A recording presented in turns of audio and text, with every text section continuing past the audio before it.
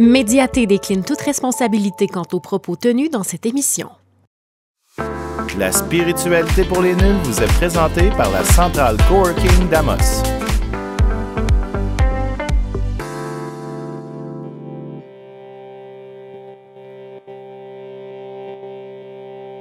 Bonjour à vous tous et bienvenue à la spiritualité pour les nuls, saison 3. Comme vous voyez, on est dans un environnement où aujourd'hui on va faire du bien à notre corps, mais également à notre esprit.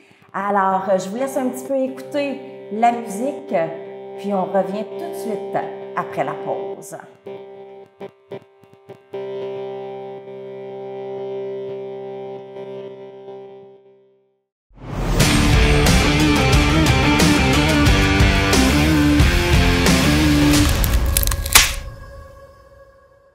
Bonjour à vous tous. Écoutez, regardez où est-ce qu'on est aujourd'hui. On est à Espace NAB, un espace de yoga, un espace où aujourd'hui, on va apprendre à respirer, on va apprendre à être ici, maintenant, en compagnie toujours de Stéphane, mon acolyte pour toute la saison. Mais aujourd'hui, notre invité, c'est Harry Colibri. Nous sommes dans ton espace aujourd'hui, Harry. Oui, je suis vraiment fière puis vraiment honorée de vous recevoir ici. Écoute, c'est un magnifique endroit qui nous apaise. Surtout avec justement ton instrument de musique ici. C'est quoi? Un shruti, Le je pense. shruti, oui. Un bel instrument absolument magique qui est vraiment plus populaire en Inde présentement, là, mais qui gagne en popularité présentement au Québec, puis qui est super le fun, un instrument méditatif qu'on utilise beaucoup pour chanter. OK. Ouais. C'est un instrument qui vient nous chercher dans les chakras. Hein? Dans la deuxième saison, on avait parlé beaucoup, justement, l'aspect des chakras, son énergie, tout ça.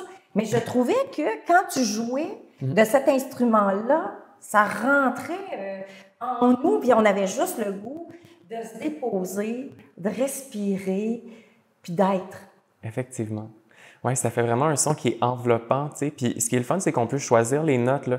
Tu sais, ici, j'ai comme les 8 touches blanches en bas, puis les 5 touches noires en haut, pareil comme sur un clavier. Ils sont pas blanches et noires.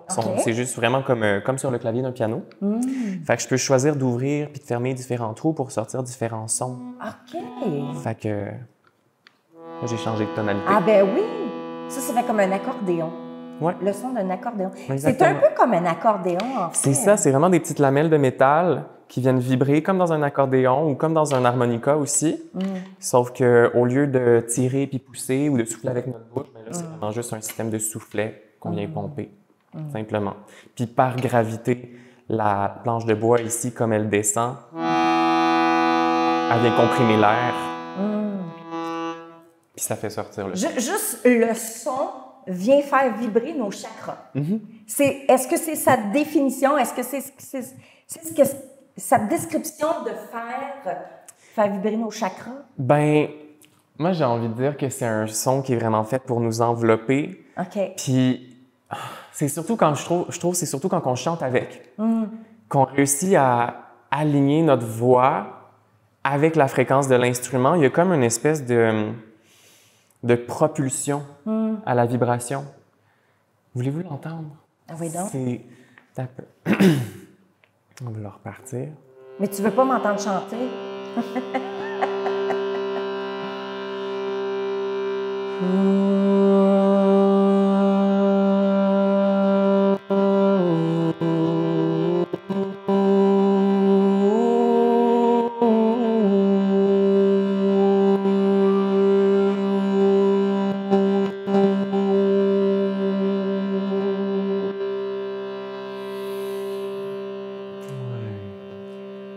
Wow!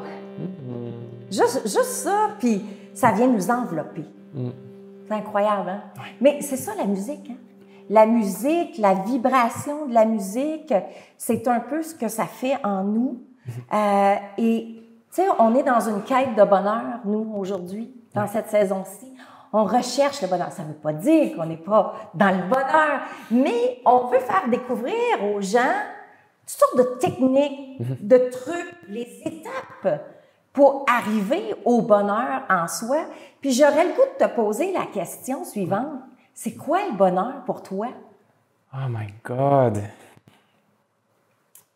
C'est tellement une grande question, mais tu sais, vite comme ça, ce qui me vient, ça vient avec une notion d'engagement avant tout. Ça prend une notion d'engagement puis de discipline pour être capable d'établir des fondations et de maintenir ces fondations-là. Tellement. Parce que ça arrive souvent qu'on starte des choses puis on se dit c'est ça que ça me va me prendre pour être heureux, mais finalement on n'a pas la volonté ou la discipline ou l'engagement pour maintenir les structures qu'on essaie d'établir. Fait que je trouve que ça, c'est vraiment la première étape. Puis c'est drôle parce que, tu sais, la discipline, on a tendance à être vraiment un bourreau envers soi-même. Quand on parle de discipline, là, on a tendance à se taper sa tête. Fait que la question, c'est comment est-ce qu'on peut développer une discipline qui est bienveillante, puis qui va nous amener vers la réalisation d'objectifs. Fait qu'il y a ça, tu sais. Puis il y a aussi un détachement. Être capable de se détacher. Fait que oui, avoir la discipline parce que... Puis la discipline, elle vient avec un certain attachement, d'une certaine façon. Tu installes une discipline parce que tu as un objectif, puis tu as un certain attachement envers tes objectifs. Puis on sait que l'attachement, c'est nécessaire au développement des enfants, mais c'est aussi nécessaire à la réalisation de plein de choses. Mais c'est de trouver un équilibre entre juste assez d'attachement, juste assez d'engagement, juste assez de cette discipline et juste assez de lâcher prise pour que, ben si ça marche pas, c'est pas grave. Si ça tombe à l'eau, c'est pas grave. Si je réussis pas, c'est pas grave. S'il faut que je recommence demain, c'est pas grave. Faut pas le vivre en échec. Oui, exactement. Parce qu'on a tendance à se mettre beaucoup de pression. Tu sais, comme ici, là, ici, tu offres différentes disciplines. Ouais. Hein? Yoga, stretching, etc. Mais ça demande une certaine... un engagement. Hein? Un engagement avec qui? Avec soi-même. Hein? Pas avec toi, qui va nous enseigner cette discipline-là, mais un engagement avec soi-même.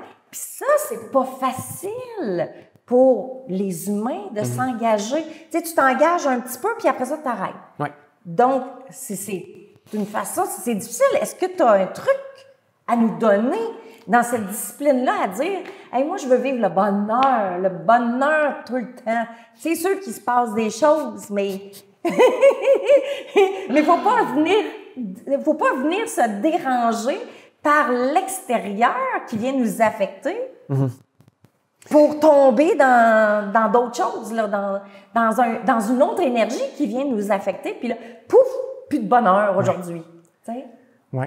Bien, la question, donc, c'est comment... L'engagement. Ouais. C'est quoi ton truc, toi?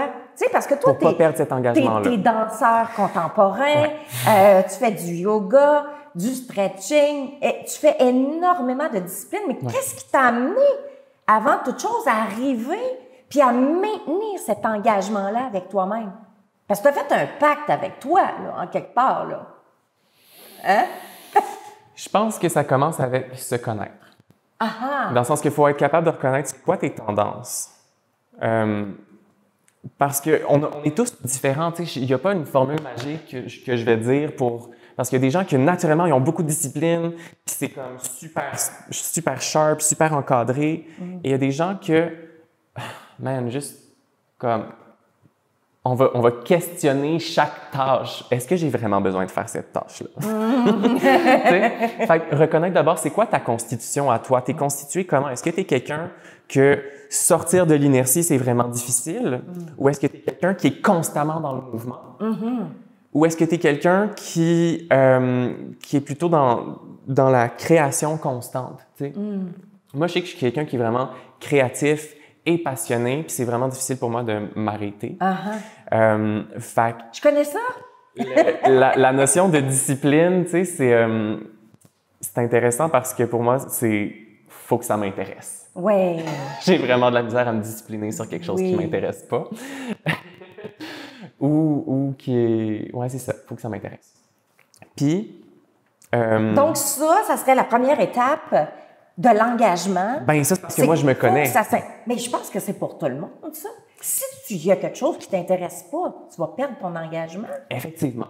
C'est sûr. C'est sûr, tu sais. Mais il y a la question intérêt, mais là, après ça, est-ce que c'est un intérêt juste parce que j'aime ça ou c'est un intérêt parce que c'est un besoin? Pas juste ça m'intéresse, genre ça m'intéresse mentalement puis je veux le savoir. C'est que ça m'intéresse parce que j'ai intérêt à réaliser ces choses-là. Si je le fais pas, je me réalise pas peut-être. Si je le fais pas, peut-être que je sais pas, tu sais, que je perds la qualité de vie que j'ai. Ouais. Toi, Stéphane, c'est quoi ta notion d'engagement? D'engagement de dire, je vis le bonheur, puis no matter what, de ce qui va se passer dans une journée, comment tu t'engages à vivre le bonheur? Bien, comme il dit, il faut d'abord se connaître, savoir c'est quoi nos intérêts, c'est ce qui est le plus important, puis de s'accorder de l'amour à soi-même de façon inconditionnelle. Comme ça, tu vas pouvoir faire des choix qui sont éclairés. Parce que, comme il dit, c'est pas tout le monde qui a les mêmes intérêts, c'est pas tout le monde qui a les mêmes goûts. Puis c'est normal, sinon tout le monde aurait la même sorte de véhicule. Fait, tu sais, puis de là, c'est vraiment de s'écouter. Tu sais, des fois, ça peut prendre des années avant de décider de s'écouter soi-même. Puis de faire le bon choix au lieu d'essayer de faire quelque chose pour faire plaisir aux autres. Puis c'est quand on arrive justement à ce moment-là qu'on décide d'arriver puis de s'écouter puis de faire des choix pour soi-même. Tu sais, moi, si je prends un exemple, quand j'ai commencé à travailler, je fais partie des X. Fait que c'était vraiment difficile parce que les meilleurs jobs étaient pris par des Y. Puis là, moi, je me disais...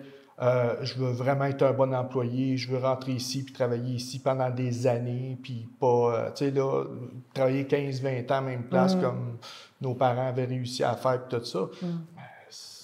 Puis là, je faisais tout pour essayer de me faire aimer, en quelque part. Mais est-ce que c'était mes intérêts? Est-ce que c'était quelque chose que moi, j'aimais? Fait que ça t'offrait pas. Puis là, je sortais de là en pleurant. Puis je dis, Colin, tu sais, je suis pas capable de garder une job. Tu sais, j'ai changé jusqu'à 10 fois dans la même année de travail, là. Tu sais, c'était comme ça parce que, tu sais, c'était karmique en même temps, là. Faut pas se le cacher, là. Cependant, c'est quand j'ai commencé à m'écouter puis à avoir un certain je m'en foutisme de ce que les autres disent, que là, les autres ont changé. Tu sais, là, mon environnement a changé. En fait, ton énergie a changé comme... Mon énergie a changé, puis veux pas, en changeant mon énergie, l'environnement autour de moi semblait changer. Fait que là, au lieu d'arriver, puis de courir après un travail, autrement dit, puis de vouloir rester là, c'est le contraire. Là, on m'appelait. Là, on me recherchait. Pourquoi? Parce que là, je commençais à être sur mon X, comme on dit. Puis là, en m'apercevant que, d'abord et avant tout, je suis professeur de danse. Pourquoi? J'ai toujours aimé la danse. Fait que là, on s'est connus sur un plancher de danse.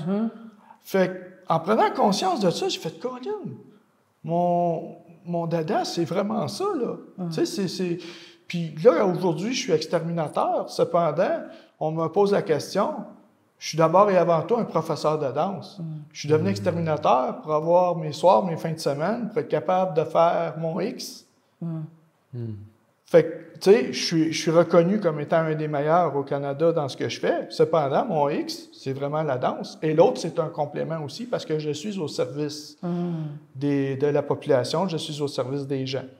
Donc, je fais mon travail à ce niveau-là qui me comble aussi, là, tu sais. Fait que c'est pour ça que la recherche du bonheur, dans le fond, j'ai écouté d'autres personnes dans ma vie. Je me suis ramassé, comme boucher, je me suis ramassé comme apprenti menuisier. J'étais pas à ma place. Pas parce que je suis pas capable de faire le travail, je suis capable de le faire, d'être un excellent boucher, puis etc. Mais c'est pas chez nous, c'est pas ma place. Mais dans le fond, ce que je comprends, c'est que ton bonheur, au départ, dépendait un peu des autres. Oui.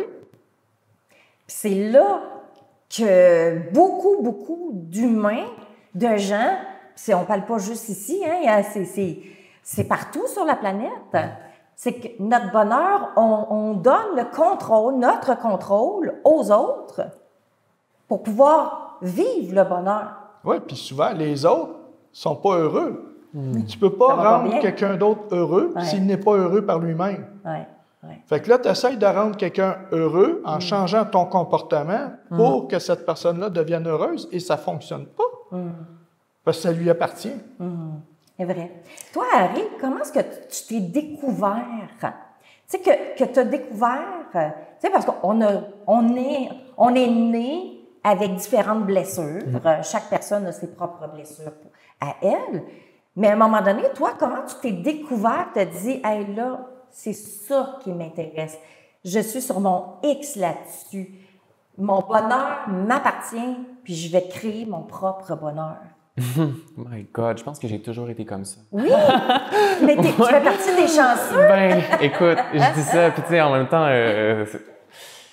tu sais, moi, depuis que je suis enfant, là, je pense que j'avais 4 ans quand j'ai demandé à mes parents, parce qu'on regardait le Titanic, puis là, tu sais, quand le bateau, il coule, puis qu'il joue du violon, Ok, là, oui. puis qu'il continue de jouer de la musique, c'est Ouais. dans le dernier morceau.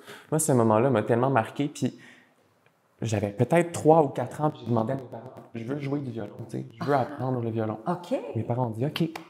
Puis pendant 12 ans, non, pendant 8 ans, jusqu'à l'âge de 12 ans, j'ai pris des cours de violon. OK? OK. Après ça, j'étais inscrit pour aller dans une école d'art en musique, mais à la dernière minute, j'ai skippé puis j'ai décidé, non, moi, je vais aller en art visuel. Mes parents ont dit, OK. Ah. Fait que, tu sais, j'ai toujours eu des parents qui me supportaient, pas des parents qui m'influençaient puis qui essayaient de genre, oui, mais tu as travaillé pour faire ça. Oh, tu vas aller à ton examen d'admission là. Puis j'étais comme, ouais, mais non, je veux pas aller en musique. C'était vraiment fort à l'intérieur de moi. Ils n'ont pas insisté. J'étais allé en art. Puis c'est à travers les arts que je trouve que j'ai vraiment développé beaucoup d'aspects qui ont défini qui je suis. Fait que créer de l'art, mais pourquoi créer de l'art? Créer de l'art parce qu'on a quelque chose à dire, parce qu'on questionne des choses, parce qu'on critique des choses qu'on observe dans le monde aussi. Fait que de mon regard d'enfant, déjà, j'étais hyper sensible. Puis je vivais des situations que j'essayais de dénoncer à travers mon art. Enfant, tu sais. Puis plus tard, j'étais allé en art visuel au cégep. Et là, ça a été vraiment une claque à la gueule. J'ai étudié... C'est pas ça? Non. Non? Ah non, moi, pour vrai, j'avais l'impression de me retrouver de retour en secondaire 2. Genre, j'étais comme dans une école d'art. J'étudiais en art dans une école d'art. Puis là, toute ma secondaire, c'était ça. Puis j'arrive au cégep. Puis je refaisais ce qu'on faisait en secondaire 2. Oh, OK. Fait que Une déception. ça a vraiment été une déception. Puis j'ai quitté, je suis parti en voyage. Fait que j'ai pris mes bourses d'études, j'ai acheté du stock de voyage avec mes bourses d'études. Puis je suis parti sur le pouce. Jusqu'à je suis parti sur le pouce, j'ai traversé le Canada jusqu'à ce que j'ai plus d'argent dans mon compte. Puis là, je me suis dit, c'est ici que je m'arrête. Wow. Trouve une job, remplis ton compte. Fait que j'ai voyagé comme ça pendant 2 ans. Puis c'est dans ce voyage-là vraiment que des petits morceaux de casse-tête sont arrivés. D'abord, c'est mon père qui est décédé. Et 3 jours après que mon père soit décédé, dans un concours de circonstances, je me suis retrouvé dans un festival, puis j'ai vécu un éveil de Kundalini. Out of nowhere, j'avais aucune notion spirituelle à ce moment-là. OK. Moi, on m'avait parlé de Reiki 2 semaines avant, puis la fille, elle me parlait de chakra, puis de psychic energy, puis là, les seules références que j'avais dans ma tête, c'était Naruto. Fait que j'étais pas du tout là. Mais cet événement-là, cet éveil de Kundalini, tu sais, puis... Est-ce que tu peux expliquer à nos téléspectateurs, c'est quoi un éveil de Kundalini? OK. Je vais vous expliquer mon expérience à ce moment-là, comment je l'ai vécu. Parce qu'à ce moment-là, j'avais aucune notion pour l'expliquer. Je savais pas du tout ce qui se passait, OK? Mais moi, je suis sur un dance floor. Je suis en train de danser. Et il y a une fille qui fait du Reiki, qui était celle qui m'en avait parlé 2 semaines avant, qui vient puis qui commence à danser en avant de moi. Puis elle sait que mon père est décédé, puis on est des amis, puis on habite ensemble depuis 2 mois, tu sais. Fait qu'on est connectés, elle est sensible à moi, puis elle vient, puis la façon qu'elle danse, moi, je le sais pas, mais elle est en train de me faire un soin d'énergie. OK? Elle fait bouger de l'énergie en dansant. Puis là, moi, ça me fait bouger des choses. Là, j'ai des émotions dans mon ventre, ça bouge dans mon cœur, ça bouge dans... Là, je vis des choses, puis je comprends pas ce qui se passe, puis je la regarde, puis je me dis, mais c'est envoûtant ce que tu fais, tu danses, puis ça m'hypnotise. Ça, c'est ce qui se passe dans ma tête. Je suis pas capable de mettre les mots, mais c'est ce qui se passe. Et là, il y a quelqu'un d'autre qui arrive par en arrière de moi avec un didgeridoo. Un gros instrument en tube, là, dans un tronc, là, qui fait... OK. Fait qu'il arrive en arrière de moi, sans rien dire, puis commence à faire vibrer Oh! Quelle mon coccyx. expérience! Fait que t'as elle en avant qui danse en faisant du Reiki, t'as l'autre en arrière qui fait vibrer mon coccyx, mon sacrum, mes jambes, puis tranquillement qui monte. Oh. Puis, je vous jure, j'ai senti une espèce d'explosion de chaleur puis de vibration, là, de genre... Wow! Excusez-moi l'expression, j'avais l'impression de me chier dessus, genre. C'était comme... La chaleur à ce point-là, là, genre, tu contractes parce que tu veux pas continuer de te chier dessus. Fait que tu serres fort. Mais là, l'énergie, elle monte. Et là, excusez-moi, ça l'a explosé par ma couronne. OK? Wow! Je me rappelle d'avoir ressenti comme un jet de lumière. Puis là, tout mon corps qui a explosé de vibrations puis de lumière. Et j'ai complètement perdu la notion du temps. Complètement perdu la notion de l'espace. Il n'y avait plus de en haut, plus de en bas, plus de devant, en arrière, à gauche, à droite. Il n'y avait plus de toi puis moi. Il y avait juste de la vibration puis de la conscience d'être sans avoir à faire et sans avoir à contempler ni critiquer, ni juger, rien. Juste bliss, genre une extase qui était là aussi. Puis pour moi, c'est comme s'il y avait des voix qui me disaient, tu sais, laisse aller, tu sais, comme this is it, yeah. Fait que t'étais comme dans l'espace-temps où il n'y a plus rien. Mais t'es là, c'est tout. J'étais comme dans la source de moi-même, dans la source de mon vortex, puis c'est ça. Et je me rappelle le moment où mon mental a rembarqué en disant, mais qu'est-ce qui se passe? Et là, j'ai choisi d'ouvrir les yeux. Puis je voyais des choses que je voyais pas d'habitude. Comme là, je voyais mes mains, mais je voyais pas mes mains. Je voyais des masses de couleurs autour de mes mains à la place de mes mains. Puis je voyais que les masses de couleurs pouvaient se fusionner. Je pouvais faire des boules de couleurs. Je pouvais concentrer la couleur entre mes mains. Et là, je regardais la fille qui dansait, qui faisait bouger des couleurs Ça va être beau, hein? Puis là, on faisait des boules de couleurs ensemble. Tu sais. Oui. Hey, on avait du fun. Ça peut être extraordinaire. mais vraiment, tu étais chanceux de vivre un événement comme celui-ci, parce que c'est pas tout le monde qui a un éveil de Kundalini de cette façon-ci. Il y a des gens qui Ce qui est essayent. chanceux, c'est qu'il y avait du monde alentour de lui Oui. qui était conscient de ça. Oui. Parce que le problème, c'est quand il y a des gens qui vivent des choses comme ça, qui sont tout seuls, il y en a qui se ramassent en psychiatrie. Là. Ben, ça a été tough le après. Ah, parce le que, après? ben, moi, le lendemain, là, je prenais l'avion puis je me ramassais dans les funérailles, là. Ah, pour ton père? Parce que mon père venait de décéder. Fait que le lendemain, je prenais l'avion puis je me retournais au Québec. Oh. Fait que moi, j'arrive puis je suis dans un état d'extase de mon père est mort, mais c'est chill. It's all good. La nature est tellement plus grande que notre corps. Puis mon père, dans le fond, il est juste retourné à sa source. Ouais. It's all right. Wow. Mais moi, j'arrive avec ça dans ma famille. Oh boy. Il n'était pas préparé à ça. Ben non. Fait que là, Harry, t'es dans le déni. Ah, c'est ça. Harry. Les jugements, ils ont commencé. Ben c'est ça. Fait que, tu sais, moi, j'avais mon mindset, mais mon mindset, il a duré le temps qu'il a duré. À un moment donné, tu te ramènes les pieds sur terre, puis tu acceptes que, ben, c'est ça, c'est un drame. C'est un drame pour tout le monde. Pourquoi c'est pas un drame pour moi? Il faudrait que ce soit un drame pour moi. Là, je me mets à culpabiliser. Oui, ça, c'est dur. Ça, c'est dur. Mais là, tu vois, c'est ça, le bonheur.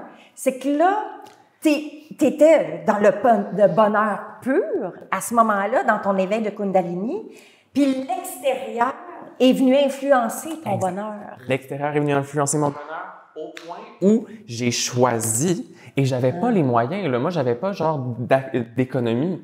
Mais moi, je me suis dit, je ne peux pas rester ici. Ah ouais. Je me sens retomber dans... Parce qu'avant de partir aussi... Les mauvaises habitudes. Ben, dans les mauvaises habitudes. Parce qu'avant de partir, c'est ça, je consommais beaucoup aussi. C'est ce que j'ai pas dit tantôt. Quand j'étais au cégep en art visuel, ça, je m'intégrais pas, puis j'ai sombré dans beaucoup de consommation. Et quand je suis revenu pour les funérailles, moi, j'avais arrêté de consommer Puis là, je revenais comme dans mon cercle de consommation. Ouais, ouais. Pour oublier Parce que c'était un mes peu amis. ce qui se passait autour de toi, Ben tu sais, oui. dans... Puis parce que c'était les gens qui étaient là pour moi avec la mort de mon père. Ouais, c'est ça, c'est ça. Bref, je suis restée à peu près 1 mois et demi, puis je me sentais sombrée, puis je savais que ça allait pas. Et qu'est-ce que tu as fait à partir du moment où ce que tu dis, non, je me choisis? Ben, je suis reparti. T'es reparti? Je suis reparti en Colombie-Britannique. OK. Puis je suis retourné joindre des amis. Ça a vraiment été rough, OK? Mais OK. bref, je me suis acheté un vélo à un sans-abri. Il m'a coûté 10$ le vélo, puis je l'ai ridé jusqu'en Californie. Ah! Puis là, de la Californie, je me suis blessé. J'ai pris un bus. Je me suis rendu jusqu'au Mexique chez ma tante pour aller me soigner. OK. Puis là, au Mexique, après avoir soigné mon genou, j'ai eu une opportunité sur un éco-village pour aller construire une maison pour un maître de respiration. Wow! Puis là, moi, j'arrive là, puis j'ai aucune notion encore sur la respiration. Mais il y a quelqu'un qui arrive, qui m'enseigne le Reiki, puis c'est l'étudiante du maître de respiration. Puis cette femme-là, elle nous enseigne la respiration. Puis c'est vraiment là, tu sais, que tout est arrivé. Mais Tout a changé à ce moment-là. je reviens à la question, tu sais, Oui. j'ai envie de parler d'authenticité, tu sais. Ouais. Mais écoute, moi, j'aimerais ça qu'on aille à la respiration. Ouais. Tant que tu es rendu là, parce que c'est OK. presque fini. Oui, je sais, ça Ça passe va vite. vite, hein? Ça passe trop vite. Comment tu peux nous aider nos téléspectateurs à prendre en 2 minutes, là, apprendre à respirer, à être ici et maintenant pour se recentrer et retrouver son bonheur là? OK. Moi, il y a la première chose, OK. Je commence avec un pratique que j'appelle le... Pourquoi j'ai un blanc là? Libération des restrictions. OK. Dans le sens que on a tendance à vouloir contrôler notre respiration. On se dit, je veux mieux respirer, ben je vais rajouter des restrictions pour respirer mieux. Je vais respirer plus profond, je vais respirer dans mon ventre, puis dans ça, puis je fais juste comme encadrer davantage. Moi, ce que j'essaie de faire à la place, c'est observer où il y a des restrictions dans ma respiration et enlever les restrictions. OK. Fait que là, j'observe, OK, ferme les yeux, On ferme les yeux? rentre dans ton corps. Puis là, tu fais juste ressentir le poids de ton corps pour commencer. Puis tu observes le mouvement de ta respiration. Puis tu ne cherches pas à interférer, tu ne cherches pas à contrôler ta respiration, tu veux juste l'observer. Juste prendre conscience. Et là, il y a des questions que je vais te poser. Est-ce que tu respires dans ton ventre? Oui. Dans le bas de ton ventre? Dans le milieu de ton ventre? Dans le haut de ton ventre? Et tu n'as pas besoin de me répondre. Je veux juste que tu observes pour toi dans ton corps. Et là, si je te dis, est-ce que tu respires dans tes côtes? Est-ce que tu respires dans le bas de tes côtes? Dans le haut de tes côtes? Dans le milieu de tes côtes? Est-ce que tu respires à gauche ou à droite? Est-ce que tu respires plus d'un bord que de l'autre? Est-ce qu'il y a des tensions qui restreignent ta respiration? Est-ce que tu as tendance à retenir le souffle entre l'inspire et l'expire ou entre l'expire et l'inspire? Comment tu peux ramener une respiration qui est plus ample et plus souple et plus fluide, mais sans effort? Fait que là, il y a aussi la question de quelle est ta posture actuelle? Comment ta posture impose des restrictions à ta respiration? Si tu as les épaules roulées vers l'avant, que tu as la cage thoracique arrondie, ça restreint ta respiration. Fait que juste de réaligner ta colonne, réaligner ton axe, juste ça crée de l'espace puis ça enlève des restrictions. C'est déjà terminé. Je le sais. C'est merveilleux. Merci beaucoup. Ça me fait plaisir. J'espère que vous avez aimé justement cet exercice. Je vous invite à le faire à la maison. Et puis nous, on se quitte là-dessus. On continue à respirer ici. Puis on se voit tantôt pour un prochain épisode. Ciao tout le monde!